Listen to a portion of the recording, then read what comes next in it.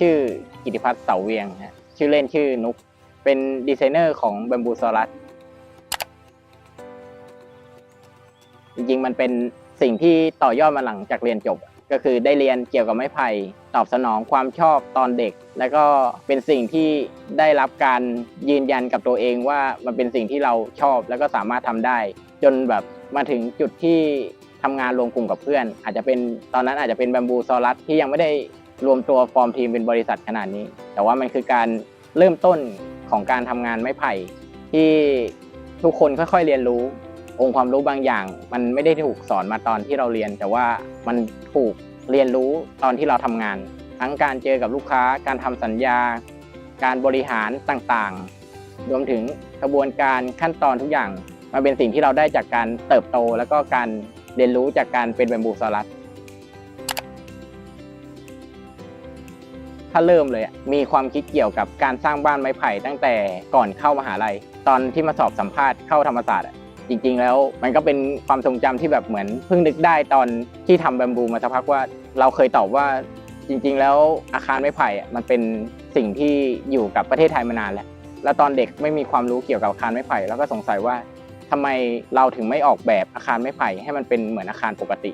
แต่ตอนที่สัมภาษณ์เข้าธรรมศาสตร์ก็ตอบอาจารย์ไปแบบนี้ว่าอยากส่งเสริมให้อาคารไผ่มันเป็นแมททีเรียลที่สามารถสร้างอาคารได้เอามาออกแบบนู่นนั่นนี่ได้เพราะว่ามันเป็นสิ่งที่เรามีอยู่แล้วสามารถต่อยอดได้จริงๆเพราะว่าเป็นเด็กต่างจังหวัดไงอยู่ชัยนาทอย่างที่บอกมันแบบไม่ได้เจริญขนาดนั้นมันทำให้วิถีชีวิตมันอยู่ใกล้ไม้ไผ่มากๆทั้งการทำข้าวหลามจักสานอื่นๆทำเปทุกอย่างมันผ่านไม้ไผ่แล้วก็พอโตมาได้เริ่มเรียนไม้ไผ่ก็คิดว่าเป็นแมททีเรียลที่สามารถเอามาประยุกต์ในงานออกแบบรวมถึงได้ลงชุมชนก็ทำให้รู้ว่าจริงๆองค์ความรู้เกี่ยวกับไม้ไผ่ถ้าเรารู้แล้วเอาไปส่งต่อมันสามารถพัฒนาชุมชนหนึ่งชุมชนให้เขามีองค์ความรู้แล้วสามารถสร้างบ้านจากไม้ไผ่ได้มันเป็นแบบความหลงไหลจนกลายเป็นแพชชั่นที่อยากจะเรียนรู้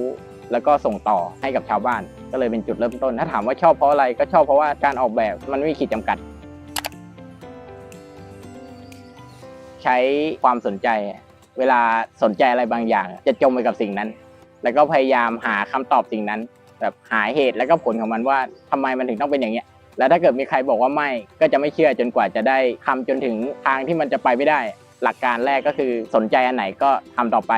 ส่วนหลักการวิธีการทำงานก็คือเป็นคนที่ใช้ภาพหรือว่าอิมเมจในหัวในการทำงานคิดว่าตัวเองเหมือนคอมพิวเตอร์เครื่องนึงที่สามารถเจเนเรตบางสิ่งได้โดยใช้ฐานความรู้ของตัวเองยิ่งเห็นมากยิ่งทดลองมากแล้วก็ยิ่งศึกษามากมันก็เลยทำให้ต่อยอดงานได้แบบอยากออกแบบโปรเจกต์นี้เราเคยเห็นภาพนี้ดีเทลนี้หรือว่าเจอโค้งแบบนี้แล้วมันดัดไม่ได้แต่ว่าเรามีภาพในหัวที่มันเป็นดีเทลนี้อยู่ก็พยายามทดลองมันแล้วก็พยายามหาไปเรื่อยๆหาแนวทางที่มันสามารถทำได้ถ้าเอาในแบบงานที่ออกแบบที่ชอบที่สุดก็คืองานของคุณคิวที่เป็นซุ้มประตูทางเข้าซึ่งอันนั้นรู้สึกว่าจริงๆโปรเซสทำงานก็ไม่มีอะไรมากหรอกแต่ว่ามันเป็นสิ่งที่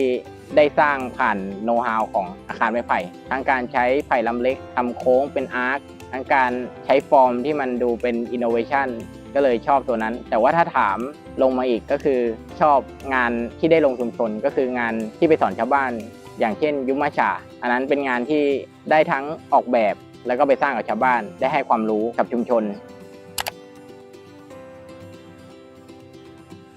รู้สึกว่าทุกชุมชนเหมือนกันตรงที่มีความรู้เกี่ยวกับไม้ไผ่บ้างแต่ว่าไม่มีองค์ความรู้ที่มันเป็นเชิงนวัตกรรมใหม่ที่สามารถเอาไปประยุกต์เป็นอาคารได้แต่ว่าถ้าต่างกันก็อาจจะเชิงบริบทบางชุมชนอย่างเช่นป่าซางหรือว่าอย่างแก้วก้าสิ่งที่คล้ายกันก็คือมีไผ่แต่ว่าขาดองค์ความรู้ซึ่งเราก็เลยต้องไปส่งเสริมด้านการใช้อาคารไผ่เพื่อให้มันง่ายต่อการใช้ชีวิตของเขาซึ่งการสอนแต่ละครั้งก็รู้สึกว่าทุกคนได้ความรู้แล้วก็สามารถเอาไปต่อยอดได้ในสิ่งที่เขาสนใจกระบวนการอาจจะแตกต่างบ้างในบางกรณีเช่นระยะเวลาอาจจะไม่เท่ากันแต่ว่าเราก็พยายามทำให้มันตอบโจทย์ในสิ่งที่มันมีอยู่แล้วให้มากที่สุดอย่างแรกคือการมองไม้ไผ่เปลี่ยนไปความหลงใหลมันมากขึ้นอาจจะเชื่อมั่นกว่าเดิมจากที่เคยเชื่อมั่นว่าอาคารไม้ไผ่เดี๋ยวก็พังแต่ว่ากลายเป็นว่ามันก็อยู่เท่ากับอาคารไม้ได้แค่เราแบบมีความรู้พอ แล้วก็เห็นว่าชาวบ้านเริ่มสร้างเองได้สามารถต่อยอดเองได้อันนั้นก็อาจจะเป็นผลลัพธ์ที่เห็นชัดที่สุดก็คือเขาสามารถสร้างเองโดยที่ไม่จำเป็นต้องมีเราหรือต่อยอดองค์ความรู้นั้นไปในทางของตัวเองได้สร้างความเชื่อมั่นโดยความเชื่อมั่นนั้นมาจากการให้ความรู้แล้วก็ทดลองถ้าไม่ทดลองก็คือไม่สามารถสร้างความเชื่อมั่นแล้วก็ความรู้ได้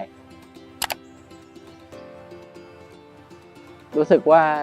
ถ้าองค์ความรู้อะไรสักอย่างจากไผ่มันสามารถไปแค่ให้เขามีไอเดียหรือว่าจุดประกายบางอย่างซึ่งอาจจะส่งผลไปสำหรับคนที่สามารถเปลี่ยนชีวิตตัวเองได้มันก็คือคุณค่าของการให้ความรู้กับไม้ไผ่แหละ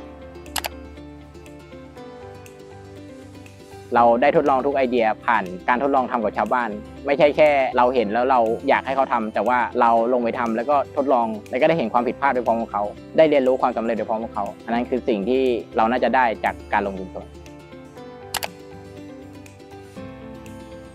งานไผ่จริงๆก็เหมือนงานไม้งานปูนงานเหล็กรวมถึงบ้านผนังดินแมททีเรียลอื่นๆคิดว่าทุกอย่างเหมือนกันแต่แค่เรามีความชอบต่างกันเราใช้อาคารไผ่เพราะว่าเราได้ศึกษาสิ่งนี้ชอบสิ่งนี้แล้วเราก็ได้ทำมันจนเรามีความรู้เกี่ยวกับมันแล้วมันก็เป็นองค์ความรู้ที่เราเริ่มสามารถส่งต่อแล้วก็ขยายต่อให้ชุมชนหรือชาวบ้านได้เป็นกอไผ่ต้นไผ่ใช้เวลาในการฟอร์มตัว4ปีเหมือนพวกเราต้องใช้เวลาในการเติบโตใช่ไหมแล้วก็ทุกครั้งที่ไผ่โตไผ่จะแตกหน่อซึ่งปีแรกอาจจะได้หน่อ1 นิ้วเพราะว่าเรายังเป็นใหม่ๆอยู่แต่พอขึ้นถึงปีที่3ปีที่4มันอาจจะคูณ2คูณ2คูณ2ไปเรื่อยๆมันก็เปรียบเหมือนพวกเราพอยิ่งโตขึ้นเรากลายเป็นไผ่ที่มันใหญ่พร้อมที่จะเข้าสู่ตลาดพร้อมที่จะใช้งานจำนวนหน่อที่มันเพิ่มขึ้นที่มันเติบโตเหมือนองค์ความรู้จริงๆก็เหมือนพวกเราบัมบูซอรัสที่แบบ4 ปีเติบโตมาแล้วก็ทุกคนเริ่มมีองค์ความรู้และเริ่มขยายแบบฐานจนมันกลายเป็นกอไผ่ที่แน่นผ่านไป